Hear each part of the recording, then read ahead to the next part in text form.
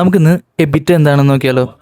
എബിറ്റ എന്നാൽ EBITDA, അതായത് earnings before interest, tax, depreciation and amortisation.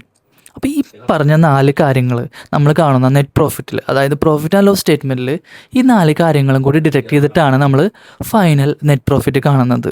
അപ്പോൾ ഇത് എക്സ്ക്ലൂഡ് ചെയ്തിട്ട് കിട്ടുന്ന ഒരു ഏണിങ്സ് ആണ് ഈ എബിറ്റ. അപ്പോൾ എന്തിനത് കാണുന്നത്? അതിനൊരു എക്സാമ്പിളായിട്ട് ഞാൻ പറയാം.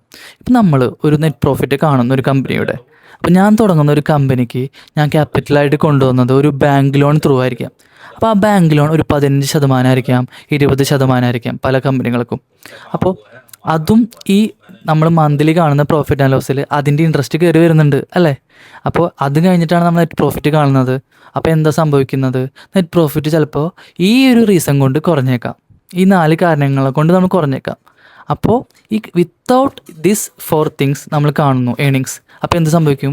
കമ്പനിയുടെ ആക്ച്വൽ പെർഫോമൻസ് നമുക്ക് കാണാനായിട്ട് സാധിക്കും. ഇപ്പോൾ ഈ പല കമ്പനികൾ തമ്മിൽ കമ്പാരിസനൊക്കെ നടത്താനായിട്ടും ഇൻവെസ്റ്റേഴ്സും CFO ഒക്കെ ഡെയിലി ബേസിൽ നമ്മൾ എന്ത് കാണും? ഈ എബിറ്റ കാണും. അപ്പോൾ ഇതാണ് എബിറ്റ. കൂടുതൽ ഫിനാൻഷ്യലായിട്ട് കണ്ടന്റായി ഫോളോ ചെയ്യാൻ മറക്കല്ലേ.